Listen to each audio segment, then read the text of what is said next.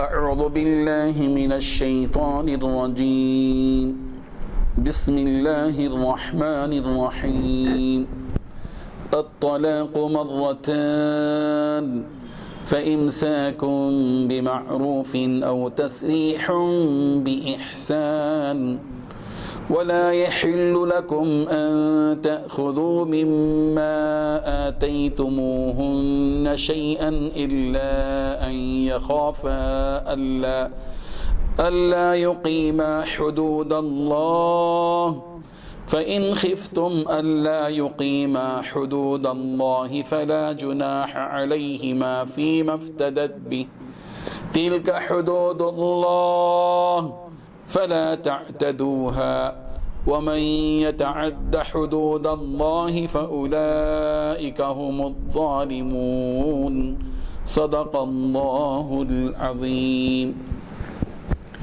حاضرین و ناظرین، یہ درس نمبر 153 ہے اور سورہ بقرہ کی آیت نمبر 229 کی تلاوت کی گئی۔ لفظی معنوں پر غور کیجیے۔ الطلاق مرتان، طلاق 2 بار ہونی چاہیے۔ فَإِمْسَاكُمْ بِمَعْرُوف، یا تو قاعدے کے موافق روکے رکھیں، او تصریح بِإِحسان، یا خوش اسلوبی سے چھوڑ دیں۔ وَلَا يَحِلُّ لَكُمْ، اور تمہارے لیے حلال نہیں ہے کہ ان تأخذوا، کہ ان سے واپس لے لو، مما آتیتموہن شیئا، جو کچھ ان کو تم نے دیا ہو، الا ان یخافا، الا یہ کہ دونوں کو اس بات کا اندیشہ ہو کہ اللہ یقیم حدود اللہ، کہ وہ اللہ کی مقرر کی ہوئی حدود کو قائم نہ رکھ سکیں گے۔ فَإِنْ خِفْتُمْ، چنانچہ اگر تمہیں اس بات کا اندیشہ ہو کہ اللہ یقیم، کہ قائم نہ رکھ سکیں گے حدود اللہ، اللہ کی حدود، تو فلا جناح علیہما، تو ان دونوں کے لیے اس میں کوئی گناہ نہیں ہے، فی مفتدت بھی، اس بات میں کہ عورت مالی معاوضہ دے کر علیحدگی حاصل کر لے۔ تلک حدود اللہ، یہ ہیں اللہ کے مقرر کیے حدود، فلا تعتدوها، لہذا تم ان سے تجاوز نہ کرو۔ ومن یتعدی، اور جو کوئی تجاوز کرے گا حدود اللہ، اللہ کے حدود کو، فاولئک، بس ایسے ہی لوگ، ہم الظالمون، ظالم ہوں گے۔ اس پوری آیت کا ترجمہ دیکھیے۔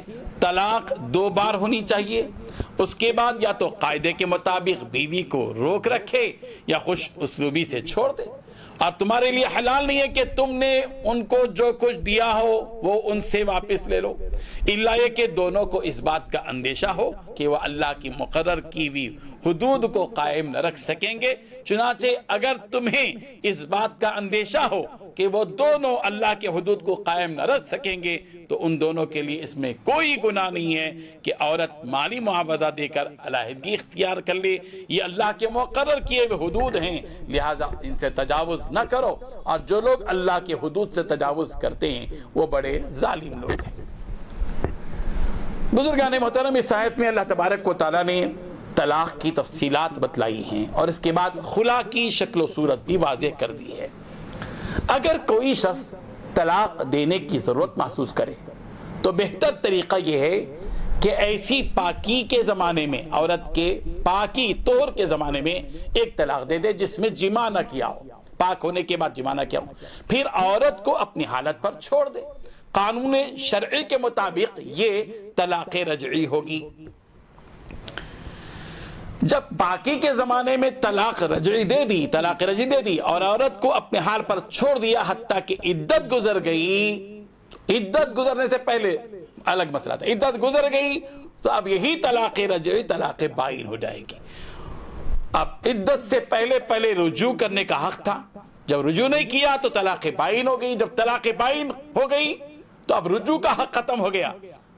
اب ایسی صورت میں، طلاق بائن کی صورت میں، آپسی رضامندی، اگر پھر دوبارہ یہ لوگ اپنی زندگی میں رہنا چاہتے ہیں اس دیواری زندگی میں، تو دوبارہ از سر نو نکاح کرنا پڑے گا۔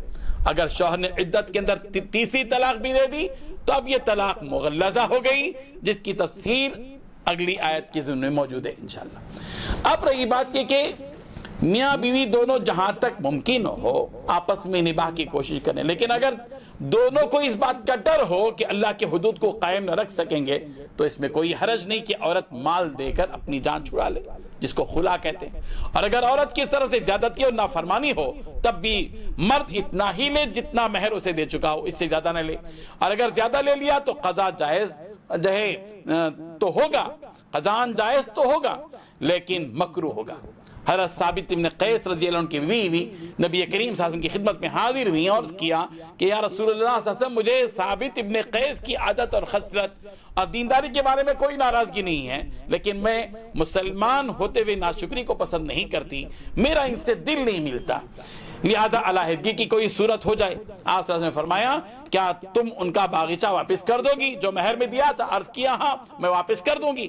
آپ صلی اللہ علیہ وسلم نے حضرت ثابت ابن قیس سے فرمایا کہ اپنا باغیچہ قبول کر لو اور اس کو طلاق دے دو۔ اس حدیث سے خلا کا جواز معلوم ہوا، اور آیت میں جو فَإِنْ خِفْتُمْ أَلَّا يُقِيمَا حُدُودَ اللَّهِ فَلَا جُنَاحَ عَلَيْهِمَا فِيمَا افْتَدَتْ بِهِ کے سیاق سے معلوم ہوا کہ نباہ کی صورت نہ رہے اور حدود اللہ قائم نہ کر سکیں تو خلا لینے میں کوئی گناہ نہیں ہے، خامخواہ بلا وجہ خلا کرنا اچھی بات نہیں ہے۔ اللہ تبارک و تعالی اس جو طلاق سے متعلق جو تفصیلات ہیں، ظاہر بات ہے کہ ان کا مسائل سے فقہ سے تعلق ہے، مفتیان کرام سے تعلق ہے۔ طلاق اور خلا سے جو متعلق جو مسائل ہیں ہم نے تو صرف ایک تفسیر کے طور پر بتایا ہے۔ احتیاط کی بات یہ ہے کہ جب طلاق کی بات آئے تو مفتیان کرام سے بالمشافہہ ملاقات کریں اور اپنا مسئلہ ان کے سامنے رکھیں ساری تفصیلات کو، اور پھر ان سے جو ہے فتویٰ طلب کریں، اسی میں احتیاط ہے اور یہی بہتر طریقہ ہے۔ اللہ تبارک و تعالی ہم سب کو عمل کی توفیق عطا فرمائے۔ وآخر دعوانا الحمدللہ۔ لا الہ الا اللہ